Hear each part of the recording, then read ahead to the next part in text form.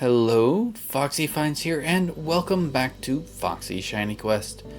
This week, I noticed most of our Pokemon came from Pokemon Violet, so this week I decided to explore Pokemon Legends Arceus to find some new shinies.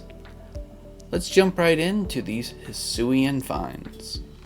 First off, Chatot. This Pokemon is capable of mimicking sounds, most notably human speech.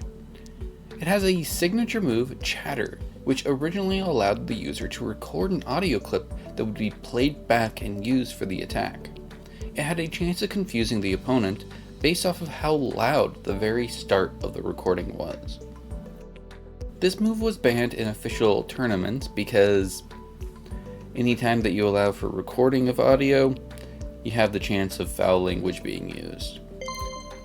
This function was later removed, presumably for that reason.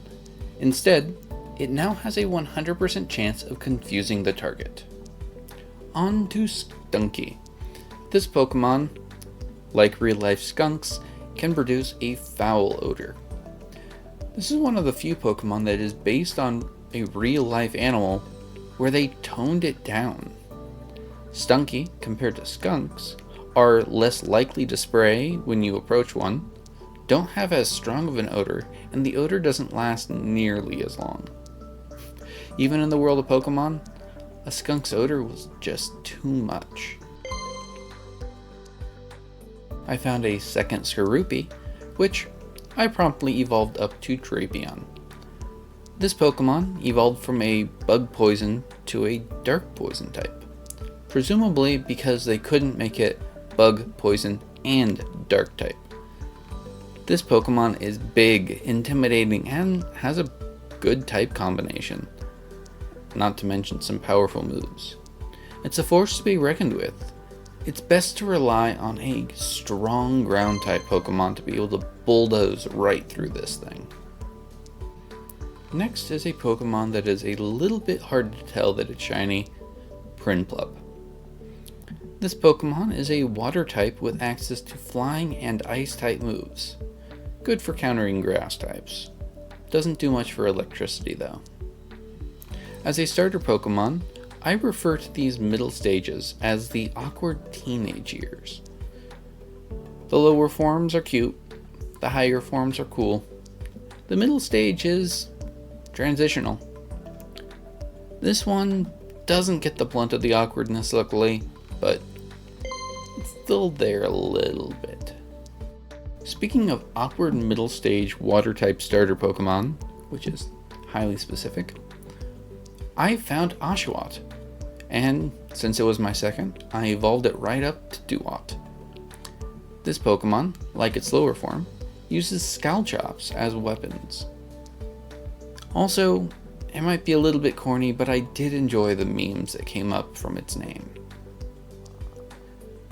Duat was my choice of starter when I played through Pokemon White version, and it's been my favorite starter of that generation since.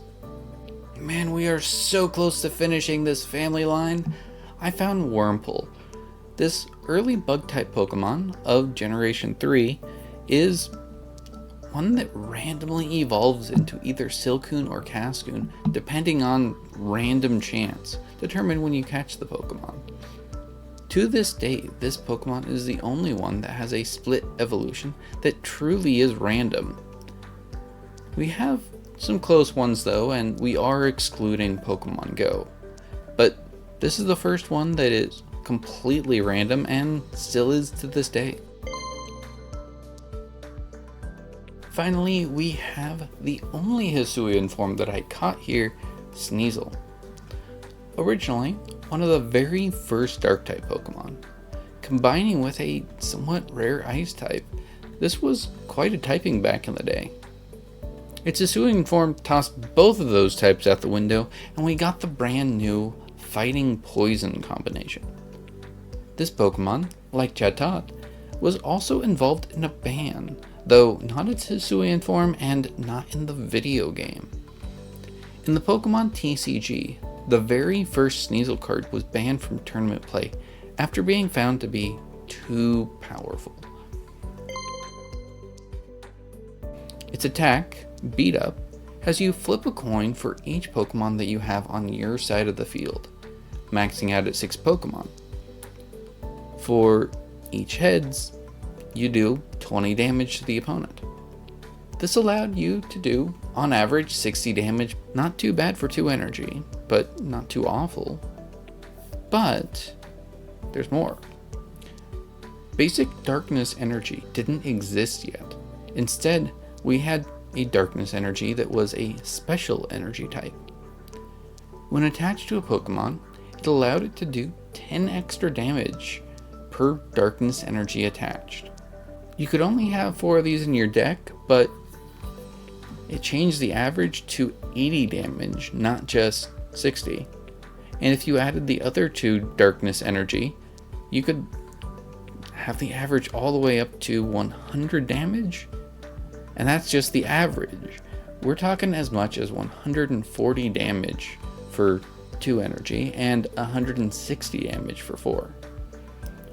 Prior to the ban, a deck built around this strategy dominated competitive play, and very few decks could beat it out.